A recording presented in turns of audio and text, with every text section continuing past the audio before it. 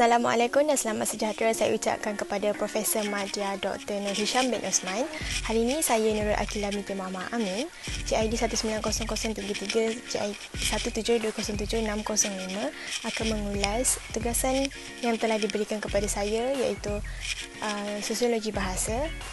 Tajuk yang telah dipilih oleh saya ialah perkembangan perkamusan Melayu. Baiklah, kita akan pergi kepada definisi kamus. Kamus ialah himpunan kata-kata atau buku rujukan yang mengandungi kata-kata yang mengandungi sesuatu bahasa yang disusun secara berabjad dan diberi makna.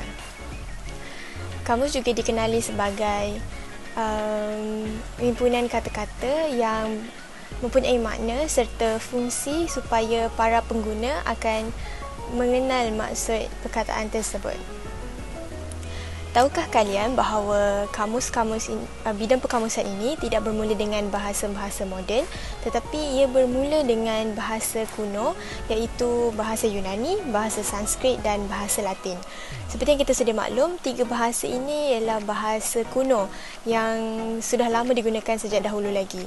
Oleh itu, bermula dari tiga bahasa ini muncullah kamus-kamus yang menterjemahkan bahasa-bahasa Latin ini kepada bahasa-bahasa yang penyusun ingin menyusun. Kamus-kamus ini diterjemahkan daripada bahasa Yunani, Sanskrit dan Latin disebabkan oleh penemuan ungkapan-ungkapan yang luar biasa, contohnya daripada kitab-kitab Veda yang membuatkan orang lain tidak tahu apakah maksudnya, lalu mereka membuat kamus untuk melihat makna sebenar kitab-kitab Veda. Selain itu, bagi bahasa Yunani pula, kamus muncul disebabkan oleh gloss-gloss. Selepas itu, gloss-gloss itu mengalami revolusi dan akhirnya ia ditukar menjadi glosari yang menerangkan sesuatu perkataan dengan lebih jelas dan mendalam. Seterusnya ialah bahasa Latin. Bahasa Latin akhirnya diterjemah kepada bahasa Anglo-Saxon iaitu bahasa Inggeris kuno. Selain daripada bahasa kuno dan bahasa Inggeris, bahasa Melayu juga telah muncul dengan kamus bahasa Melayu sejak awal abad ke-14 hingga abad ke-15. Sejarah kemunculan kamus mempunyai beberapa pandangan yang berbeza terhadap beberapa tokoh. Hal ini dikatakan kerana pada zaman tersebut berlakunya banyak kedatangan daripada luar negara, contoh Asia Barat, Eropah Timur, Tanah Besar Cina dan lain-lain. Hal ini kerana pada zaman itu Kesultanan Melayu Melaka sangat maju dengan aktiviti perdagangan di Pelabuhan Melaka.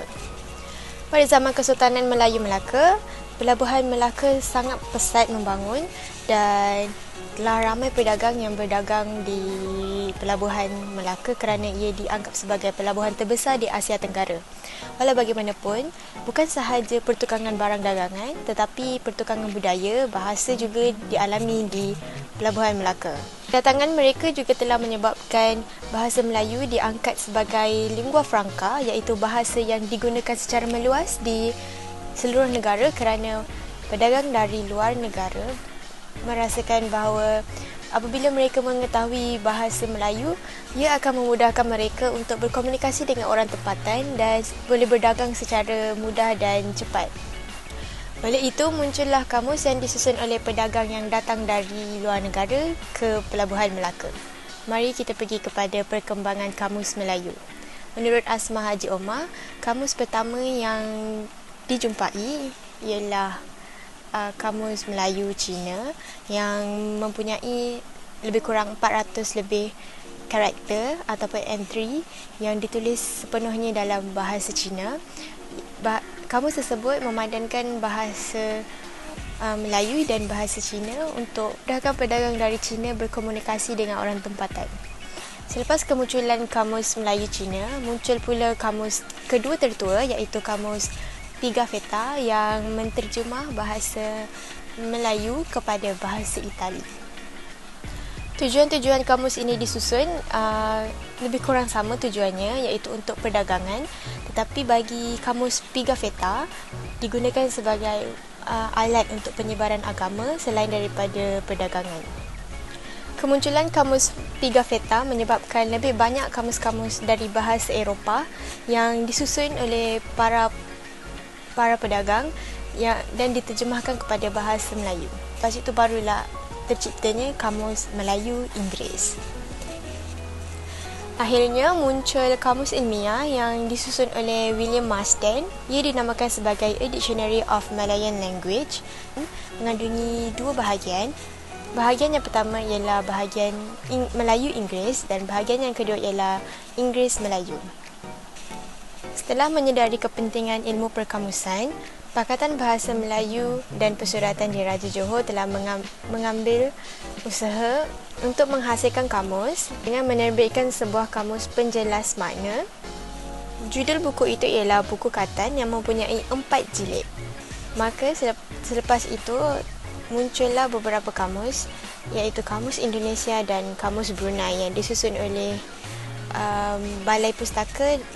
Bidang ini diteruskan dengan penghasilan Kamus Dewan edisi pertama yang mengandungi beberapa entry kata bahasa Melayu dan mempunyai makna penjelasan kepada perkataan tersebut. Selepas kemunculan Kamus Dewan edisi pertama, edisi kedua juga telah dihasilkan dengan penambahan beberapa entry kata. Selepas itu edisi ketiga juga ditambah beberapa entry dan keempatnya masih digunakan sehingga sekarang. Kesimpulannya, kamus-kamus ini telah muncul sejak zaman dahulu lagi. Oleh itu, kita sebagai rakyat Malaysia harus memartabatkan bahasa Malaysia dan jangan dibiarkan bahasa Malaysia ketinggalan zaman.